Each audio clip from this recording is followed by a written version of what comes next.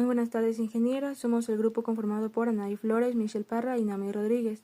El día de hoy le vamos a presentar nuestro trabajo sobre el tema de pruebas de hipótesis para medias y varianzas. En este trabajo usamos pruebas de hipótesis para analizar si los datos que obtuvimos apoyan o no ciertas afirmaciones sobre una población. Todo esto lo hicimos en la herramienta de Excel y además trabajamos con ejemplos reales que nos ayudaron a entender mejor cómo funcionan estas pruebas.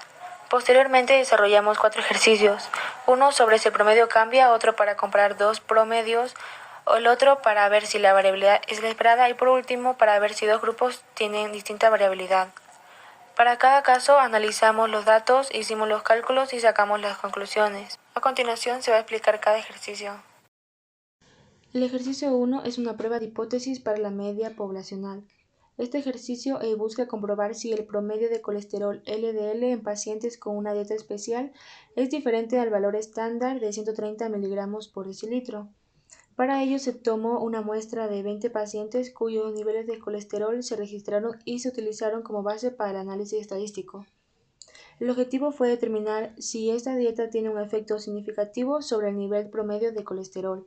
Se plantearon además dos hipótesis. La hipótesis nula nos dice que el promedio poblacional de colesterol es igual a 130 miligramos por decilitro, mientras que la hipótesis alternativa nos dice que el promedio poblacional de colesterol es diferente de 130 miligramos por decilitro. Dado que no conocemos la desviación estándar poblacional y el tamaño de la muestra es menor a 30, se aplicó la prueba de T-Student. Además se calculó la media muestral, la desviación estándar de la muestra y el estadístico T utilizando la fórmula T es igual a la media de la muestra menos el valor hipotético, que en este caso sería 130, dividido para la desviación estándar sobre la raíz del tamaño de la muestra. En este caso lo que hicimos fue ordenar los datos que nos proporcionaron el ejercicio y realizamos los cálculos correspondientes. Luego, con un nivel de significancia del 5%, buscamos valores críticos en la tabla de T-Student con 19 grados de libertad. Finalmente, comparamos el valor de T calculado con los valores críticos para tomar una decisión. Si el T caía fuera del rango aceptable, se rechazaría la hipótesis nula. Y lo que vemos en la gráfica es que se muestran las regiones de rechazo a ambos lados de la distribución y se ubica el valor de T obtenido. Esto nos permite visualizar claramente si hay evidencia suficiente para afirmar que el promedio de colesterol en los pacientes con dieta especial difiere significativamente del valor teórico. Para el ejercicio 2 tenemos una prueba de hipótesis para la diferencia entre dos medias. Este ejercicio tuvo como objetivo determinar si existe una diferencia significativa entre los niveles de presión arterial sistólica de dos grupos de pacientes, uno tratado con el fármaco A y otro con el fármaco B. Cada grupo estuvo compuesto por 10 pacientes. Al tener dos muestras independientes, se aplicó una prueba para comparar estas dos medias. También tenemos las siguientes hipótesis. La hipótesis nula, en este caso, las medias de presión arterial de ambos grupos son iguales.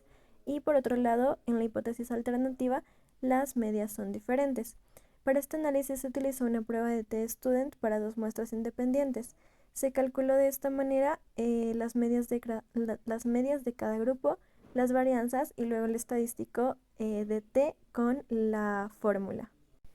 En Excel también se organizaron los datos por grupos y se realizaron los cálculos para obtener todas las estadísticas necesarias.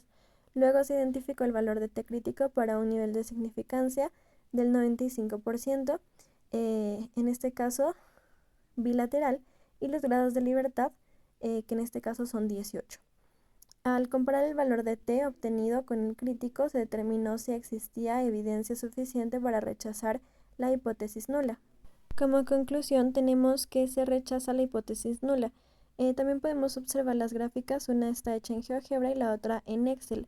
Esta gráfica muestra las medias de cada grupo con barras y líneas de error, lo que permite visualizar la diferencia estadística significativa entre los tratamientos. En el ejercicio 3 se estudió si los niveles de hemoglobina en sangre de una muestra de 16 pacientes difieren del valor estándar esperado por el criterio clínico, que establece una varianza poblacional de 1.2. Aquí el enfoque ya no está en la media, sino en la varianza, es decir, qué tanto se dispersan los valores respecto a su media. Las hipótesis se establecieron así. Hipótesis nula. La varianza poblacional es igual a 1.2 e hipótesis alternativa, la varianza poblacional es diferente a 1.2. Como se trata de una prueba sobre la varianza, se aplicó la prueba de chi cuadrado para una sola muestra. Para poder realizar el ejercicio, calculamos la media entre todos los valores de X, Y, que son los niveles de hemoglobina en sangre de los 16 pacientes, y con este número reemplazamos en las fórmulas para poder calcular los valores necesarios para luego reemplazarlos en las fórmulas antes vistas en clases para calcular la varianza muestral. La varianza poblacional, como dijimos, es de 1.2 y la varianza muestral calculada con las fórmulas en clase es de 0.05. El valor de chi cuadrado calculado igual usando las fórmulas antes vistas en clases para la prueba de hipótesis de chi cuadrado nos dio de 0.028. Utilizamos 0.05 como el nivel de significancia y 15 grados de libertad. Estos valores los tomamos para calcular los valores de chi cuadrado crítico 1 y 2, tanto a la derecha como a la izquierda, que nos dieron de 6.26 y 27.5 respectivamente. En el gráfico se puede observar las zonas de rechazo en ambos extremos de los valores de x cuadrado, o sea, chi cuadrado. La curva nos indica la distribución de chi. La línea verde nos muestra el valor de nuestro chi cuadrado calculado y las líneas punteadas nos indican los valores de nuestros chi cuadrado críticos calculados con la tabla de chi. En este caso, ya que el valor calculado de chi cuadrado se encuentra fuera del rango entre los valores de chi cuadrado crítico, rechazamos la hipótesis nula, por lo que concluimos que la varianza observada es diferente al estándar clínico, que es de 1.2. En el ejercicio 4 se investigó si existe una diferencia significativa en la variabilidad en los tiempos de reacción entre dos grupos sometidos a diferentes condiciones experimentales. A diferencia del segundo ejercicio, aquí no interesa la media, sino si uno de los grupos presenta más dispersión en los datos que el otro. Las hipótesis planteadas fueron la hipótesis nula, las varianzas de los dos grupos son iguales, y la hipótesis alternativa, la varianza de los dos grupos son diferentes. Para este análisis se aplicó la prueba de Fisher de comparación de varianzas usando la fórmula antes vista en clases. Para esto, de igual manera, calculamos primero el promedio de todos los valores de X, Y que nos indica los tiempos de reacción de las personas que participaron en el experimento, y luego con esto calculamos los valores necesarios para reemplazarlos en las fórmulas para calcular las varianzas. Esto lo hicimos en ambos grupos. Luego calculamos la varianza del primer grupo, que nos dio de 8.99, y la varianza del segundo grupo, que nos dio 5.28. Para calcular el Fisher, utilizamos de igual manera las fórmulas vistas en clases, y esto nos dio un valor de 1.7. Para el Fisher crítico se utilizó de igual manera 0.05 nivel de significancia, y los grados de libertad variaron en ambos grupos, ya que en el primer grupo existen 12 datos y los grados de libertad del primer grupo fueron de 11 y del segundo grupo de 9, ya que tenemos 10 datos y la fórmula nos indica que es n-1. Con esto obtuvimos un valor de 3.769 en el Fisher crítico. Como nuestro Fisher calculado es menor al Fisher crítico, se acepta la hipótesis nula, que nos dice que la variabilidad de los tiempos de reacción es similar entre ambos grupos.